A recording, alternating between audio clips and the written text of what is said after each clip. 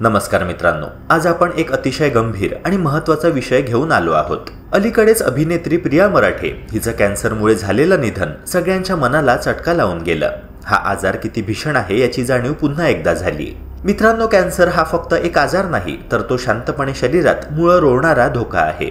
आणि सर्वात मोठं सत्य म्हणजे आपणच आपल्या नकळत केलेल्या छोट्या छोट्या चुका या आजाराचं मुख्य कारण ठरतात। वैज्ञानिकांनी स्पष्ट सांगितलं आहे की कॅन्सरचं मूळ कारण म्हणजे अस्वस्थ जीवनशैली। यात येतात चुकीचं अन्न, जास्त तेलकट, फास्ट फूड आणि प्रोसेस्ड फूड, तणाव आणि झोपेचा अभाव, व्यायामाचा अभाव आणि सगळ्यात धोकादायक म्हणजे रसायनांचा अतिसंपर्क। इथेच प्लास्टिकचं नाव सर्वात आधी घेतलं पाहिजे। आज आपलं जीवन प्लास्टिक शिवाय चालतच नाही। आपण रोज पाणी, दूध, चहा, कॉफी, थंड पेय सगळ्यासाठी प्लास्टिकच्या बाटल्या, कप, कंटेनर वापरतो। पण लक्षात ठेवा की हेच प्लास्टिक हळूहळू आपल्या शरीरात विषारी पदार्थ सोडतं। प्लास्टिकचे धोके काय ते जाणून घ्या। प्लास्टिक आपल्या दैनंदिन जीवनाचा एक अविभाज्य भाग झाला आहे, पण याचं धोकादायक वास्तव आपण अनेकदा दुर्लक्षित करतो।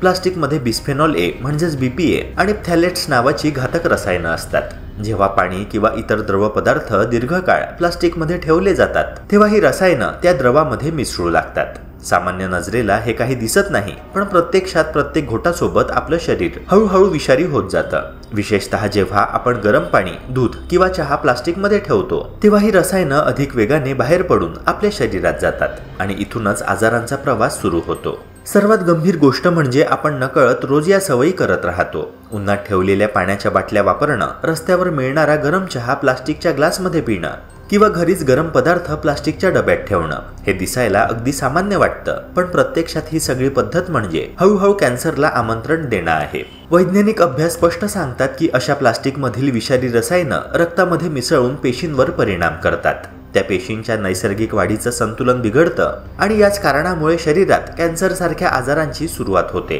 ही समस्या केवळ कॅन्सर पुरती मर्यादित नाही। संशोधनानुसार बीपीए आणि फ्थॅलेट्स हार्मोन्समध्ये गडबड निर्माण करतात। महिलांमध्ये यामुळे स्तनांचा कॅन्सर, गर्भधारणेसंबंधी अडचणी आणि हार्मोनल इम्बॅलेन्स दिसून येतो। पुरुषांमध्ये प्रोस्टेट कॅन्सर, टेस्टोस्टेरॉनची पातळी घटणं आणि प्रजनन क्षमता कमी होणं अशा गंभीर समस्या होतात। इतकंच नव्हे तर या रसायनांचा थेट परिणाम आपल्या लिव्हर, किडनी आणि प्रजनन प्रणालीवर होतो। म्हणजेच आज आपण ज्या प्लास्टिकच्या बाटल्या आणि ग्लास सहजपणे वापरतो, त्याच भविष्यात आपल्या आरोग्यासाठी घातक ठरू लागतात। म्हणूनच प्लास्टिकचा वापर शक्य तितका कमी करणं हा कॅन्सर सारख्या आजारांपासून वाचण्याचा सर्वात सोपा आणि प्रभावी उपाय आहे। इतर धोकादायक सवयी फक्त प्लास्टिकच नव्हे, तर आपल्या रोजच्या खाण्यापिण्याच्या सवयींमध्येही कॅन्सरला कारणीभूत ठरणारे अनेक धोके लपलेले असतात। जास्त प्रमाणात जंक फूड आणि प्रोसेस्ड फूड खाणं ही त्यापैकी सर्वात मोठी चूक आहे। या अन्न पदार्थांमध्ये कृत्रिम रंग, फ्लेवर, प्रिझर्वेटिव्हज आणि हायड्रोजनेटेड ऑइल्स असतात। शरीरासाठी आवश्यक पोषण द्रव्यांचा त्यात पूर्ण अभाव असतो, मात्र त्यात हानिकारक रसायनं भरपूर प्रमाणात असतात। त्याचबरोबर बॉटल्ड सॉफ्ट ड्रिंक्स म्हणजेच एक प्रकारे साखर आणि रसायनांचं विषारी मिश्रण आहे। ही पेय काही काळासाठी ताजेतवानेपणा आणतात खरे, पण दीर्घकाळानंतर शरीरात सूज, स्थूलता आणि पेशींचं नुकसान घडवून आणतात। याशिवाय प्लास्टिक रॅपमध्ये गुंडाळलेलं अन्न खाणंही तेवढंच धोकादायक आहे। गरम अन्न या रॅपमध्ये ठेवलेलं असेल तर त्यातील रसायनं थेट अन्नात मिसळतात। जेव्हा हे अन्न वारंवार आपल्या शरीरात जातं, तेव्हा टॉक्झिन्सचं प्रमाण हळूहळू वाढतं। सुरुवातीला शरीर हे टॉक्झिन्स बाहेर टाकण्याचा प्रयत्न करतं, पण सततचा संपर्क असल्यामुळे शरीराची नैसर्गिक डिटॉक्स यंत्रणा थकते आणि जेव्हा हे विषारी द्रव्य बाहेर फेकता येत नाहीत, तेव्हा त्या हळूहळू पेशींना बिघडवू लागतात। हीच पेशींची बिघडलेली रचना नंतर कॅन्सर सारख्या गंभीर आजाराला जन्म देते। म्हणजे चुकीचा आहार आणि प्लास्टिकच्या वापराचं मिळून एक विषारी जाळं तयार होतं, ज्यातून बाहेर पडणं कठीण होतं। उपाय व सुरक्षित पर्याय सर्वात पहिला आणि महत्त्वाचा उपाय म्हणजे प्लास्टिक टाळणं। आज आपल्याकडे इतके पर्याय उपलब्ध आहेत की प्लास्टिकवर अवलंबून राहण्याची गरजच नाही। पाणी नेहमी स्टील, तांबे किंवा काचेच्या बाटलीत ठेवावं। यामुळे केवळ प्लास्टिकपासून बचाव होतो असं नाही, तर तांबे आणि काचेचे आरोग्यावर अनेक सकारात्मक परिणाम होतात। त्याचप्रमाणे गरम चहा, कॉफी किंवा दूध हे कधीही प्लास्टिकच्या कपात घेऊ नये। त्याऐवजी स्टील किंवा ग्लासच्या कपांचा वापर करावा। स्वयंपाकघरात शक्यतो स्टील, पितळ किंवा तांब्याची भांडी वापरल्यास अन्न सुरक्षित आणि पौष्टिक राहतं आणि नकळत होणाऱ्या रसायनांच्या संपर्कापासून आपलं संरक्षण होतं। दुसरा महत्त्वाचा उपाय म्हणजे शरीराचं डिटॉक्सिफिकेशन। आपल्या शरीरात नकळत अनेक प्रकारचे टॉक्झिन्स जमा होतात। हे बाहेर टाकण्यासाठी रोज भरपूर पाणी पिणं अत्यंत गरजेचं आहे। आहारात शक्यतो ताजी फळं, भाज्या आणि हिरव्या पालेभाज्या खाव्यात, कारण यामध्ये अँटीऑक्सिडंट्स असतात जे पेशींचं रक्षण करतात। त्याचबरोबर लिंबू पाणी, ग्रीन टी, हळदीचं दूध यांसारख्या घरगुती पेयांचा वापर केला तर शरीर नैसर्गिकरित्या स्वच्छ होतं आणि रोगप्रतिकारक शक्ती वाढते। अशा साध्या सवयी दीर्घकाळात कॅन्सर आणि इतर आजारांपासून बचाव करण्यासाठी मोठं काम करतात। तिसरा उपाय म्हणजे जीवनशैलीत सुधारणा करणं। केवळ आहारावर लक्ष दिलं तरी चालणार नाही, तर आपल्या संपूर्ण जीवनशैलीत शिस्त आणणं गरजेचं आहे। नियमित व्यायाम केल्याने शरीरातल्या पेशी सक्रिय राहतात आणि रक्ताभिसरण सुधारतं। मानसिक तणावही कॅन्सरचं एक महत्त्वाचं कारण असल्याने तणाव कमी करण्यासाठी ध्यान आणि योग करावा। सर्वात महत्त्वाचं म्हणजे रात्रीची पुरेशी झोप घेणे। झोप ही शरीराचा नैसर्गिक रिपेअर मोड आहे। योग्य झोपेमुळे हार्मोन संतुलित राहतात, रोगप्रतिकारक शक्ती मजबूत होते आणि शरीराला टॉक्झिनशी लढायला ताकद मिळते। Detox tips. पहिला उपाय, सकाळची सुरुवात कोमट पाणी आणि लिंबाच्या रसाने करा। रोज सकाळी उठल्यावर कोमट पाण्यात लिंबाचा रस पिणं हा शरीर शुद्ध करण्याचा सर्वोत्तम मार्ग आहे। लिंबामध्ये असलेलं व्हिटॅमिन सी शरीरातील हानिकारक फ्री रॅडिकल्स कमी करतं आणि यकृताला म्हणजेच लिव्हरला डिटॉक्स करण्यास मदत करतं। शिवाय हे मिश्रण पचन सुधारतं, चरबी कमी करतं आणि दिवसभर ताजेतवाने ठेवतं।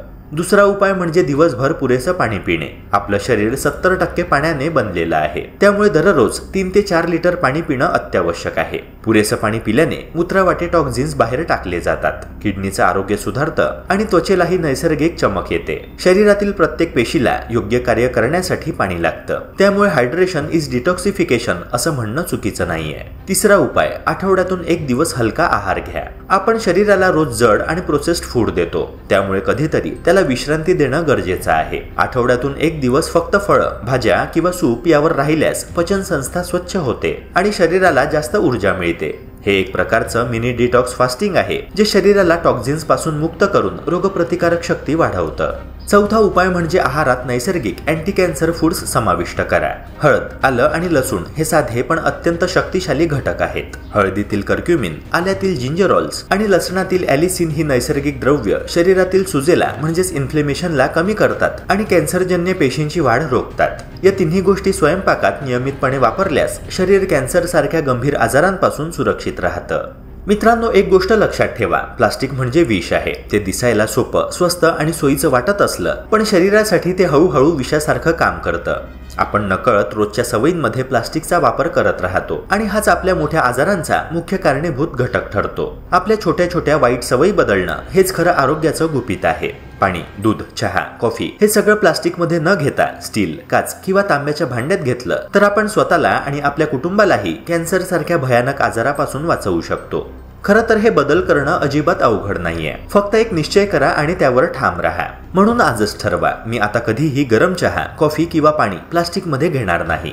मित्रांनो, ही माहिती आपल्या कुटुंबियांसोबत, मित्रांसोबत नक्की शेअर करा, कारण आरोग्य हीच खरी संपत्ती आहे। व्हिडिओ आवडला असेल तर लाईक करा, चॅनलला सबस्क्राईब करा आणि बेल आयकॉन प्रेस करायला विसरू नका। भेटूया पुन्हा एका नव्या व्हिडिओसह। जय हिंद, जय महाराष्ट्र।